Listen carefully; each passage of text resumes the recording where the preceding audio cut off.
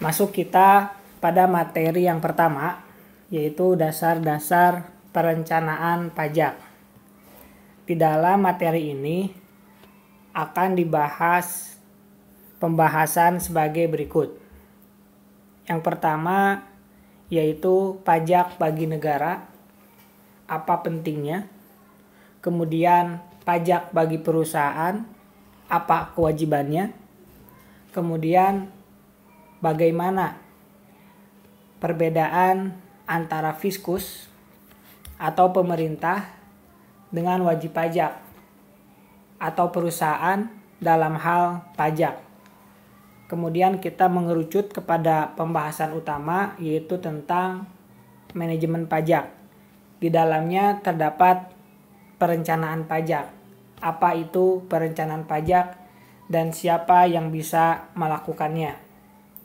Kemudian kenapa dilakukan perencanaan pajak, itu kita bahas di subbab berikutnya tentang motivasi. Setelah diketahui motivasinya, maka berlanjut kepada tahapan yang biasa dilakukan dalam membuat perencanaan pajak. Kita masuk pada topik yang pertama tentang dasar-dasar perencanaan pajak, yaitu pajak bagi negara.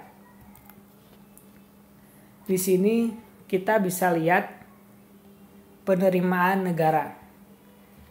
Saya ambil dari nota keuangan. Di sana ada tabel ini, penerimaan negara yang direntangkan dari tahun 2016 sampai ke rencana APBN tahun 2021. Kalian bisa lihat juga di Undang-Undang Nomor 17 tahun 2003 tentang keuangan negara, bahwa di sana disebutkan pendapatan negara itu terbagi menjadi 3. Yang pertama yaitu penerimaan yang berasal dari perpajakan. Yang kedua, penerimaan negara berasal dari bukan perpajakan. Dan yang ketiga, penerimaan negara yang berasal dari hibah. Nanti hibah itu bakal dibagi menjadi hibah dalam negeri, kemudian hibah luar negeri. Dari ketiga pendapatan itu, kita bisa lihat di sini bahwa yang paling banyak adalah penerimaan pajak. Di sini seperti contoh untuk tahun 2016 penerimaan pajaknya 1285. Kemudian di sini penerimaan bukan pajaknya 262. Begitu seterusnya 2017, 2018, 2019, 2020, kemudian RAPBN 2021 selalu pajak itu lebih besar. Bisa dilihat dari tabel ini. Saya pindahkan, diringkaskan untuk membandingkan penerimaan negara yang berasal dari pajak dan penerimaan negara yang berasal dari bukan pajak. Kita bandingkan, ternyata selalu lebih besar pajak. Paling besar dari tahun 2016 sampai kemungkinan 2021 yaitu di 2021, yaitu sebesar 83,4%. Adapun yang bukan pajak paling besar itu ada di tahun kemarin 2019 sebesar 20,9%. Artinya, pajak itu bagi negara sangat penting. Jika diibaratkan pajak itu hilang, maka sekitar 80% pendapatan negara itu hilang atau tidak ada. Jadi masih bergantung kepada pajak negara Indonesia ini. Kemudian, meskipun pajaknya itu besar, sekitar 80%-an jika dirata-ratakan, tax ratio kita masih rendah. Masih di bawah 15%. Tax ratio itu dihitung dengan membandingkan antara jumlah penerimaan pajak dibagi dengan PDB. Ini biasa dipakai untuk skripsi sebagai variabel tax ratio ini.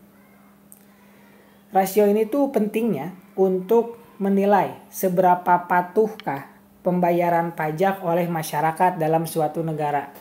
83% besar. Tapi jika 83% dari setengah warga negara Indonesia itu sangat kecil. Makanya dibandingkannya dengan PDB. PDB, produk domestik bruto. Padahal jika kita lihat negara-negara maju yang tergabung misalkan di dalam OECD, kita pernah bahas itu di pajak internasional, rata-rata di atas 30%. Bahkan negara Swedia bisa sampai 53%.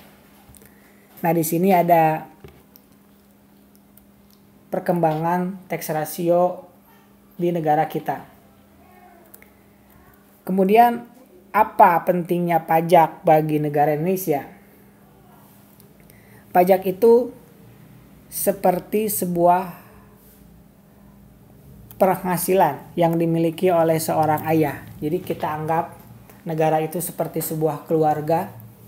Di sana ada aku, kamu dan dia. Akunya itu ayah misalkan, kamunya itu ibu, dan dia itu adalah anak. Dari suatu keluarga itu, seorang ayah kita anggap memiliki penghasilan 7 juta per bulan. Sedangkan ibu punya penghasilan 3 juta per bulan. Apabila seorang ayah itu tidak bisa lagi bekerja atau di PHK atau sudah pensiun, otomatis 7 juta itu tidak akan lagi didapatkan di bulan berikutnya. Artinya dari 100% penghasilan keluarga tersebut 70% hilang. Apabila hal itu terjadi, tentu suatu keluarga itu akan kesulitan. Oleh karenanya, perbandingan ini sama dengan pajak bagi negara.